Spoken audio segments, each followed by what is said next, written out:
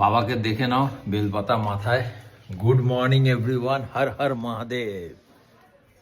Good morning everyone. কালকে আমরা যখন আসছি তখন দেখছি স্ট্যান্ডে তো খুব ভিড়, আর চার্চ তো মারাত্মক সাজিয়েছে, এই সময় সাজায়। আর আমার সেই 96-এর ডিসেম্বরের কথা মনে পড়ে যাচ্ছে। তখন 96? হ্যাঁ 96, তখন তো ওকে খুঁজে পাইনি, ওকে 97 পেয়েছি। 97-এ 1 জানুয়ারি পেয়েছিলাম।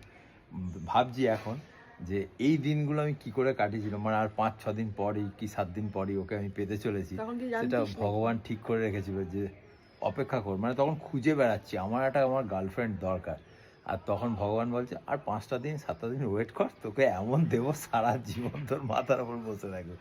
তো যাই হোক, মানে ছোট ছোট ছেলে মেয়েদের দেখছি ঘুরে বেড়াচ্ছে। সেদিনকে আমি ওর জন্য মুড়ি কিনছিলাম, ঝালমুড়ি। তা যার থেকে কিনেছি সে আবার আমাদের স্ট্যান্ডে কুলফি মালাই বেচে। তাও বহু দিনের চেনা আমার সাথে। তা ও ঝালমুড়ি বেচছে, তখন আমার মনে পড়লো যে ও আমাদের কুলফি খাওয়াতো আমাকে আর ওকে। তা বলছে তোমরা কত ছোট ছিলে। আমি বলছি, হ্যাঁ ছোট ছিলাম। বলতে বলতে একটা ছেলে একটা মেয়ে এসছে, বলছে হ্যাঁ কাকু একটুখানি আমাদের কি বলে আলু কাবলি করে দেবে। হ্যাঁ কত? বলছে 30 টাকা। আমার শুনে দেখছি ছেলেটা মেয়েটা চলে গেল। দিয়ে বলছে শোনো 30 টাকা 20 টাকা হলেও আমি দিয়ে দিচ্ছি, তুমি 20 টাকা আছে তুমি দাও। তখন আবার দেখলাম ঘুরিয়ে এলো।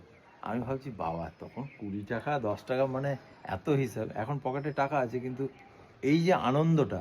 তারপরে না ওরা আবার কি বলা বলি করলো, ওরা চলে গেল। তখন আমি ছেলেটা বলছে দেখ আমি বললাম তো যে 20 টাকা, আরও যদি কম বলতো আমি দিয়ে দিতাম। হ্যাঁ, আমারও খুব খারাপ লাগলো। যাকে হয়তো এফোর্ড পয়সা করতে একটু পারবে না, ওই জন্য হয়তো।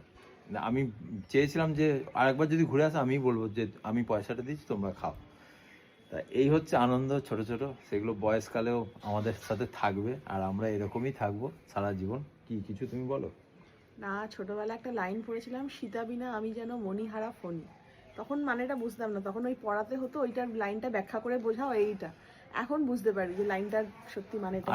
আর একটা কথা আমি বলছি যে আমি আর ও যতদিন থাকবো পৃথিবীতে, মানে যতই বড় বড় ওয়ার্ল্ড ওয়ার হোক আমরা জিতবই। এটা কেউ আমাদের হারাতে পারবে না, এটা আমি জানি। আর আমরা যদি সবসময় ঠিক থাকি, ঠিক পথে চলি, ভগবানও আমাদের সাথ দেবে, তাই তো?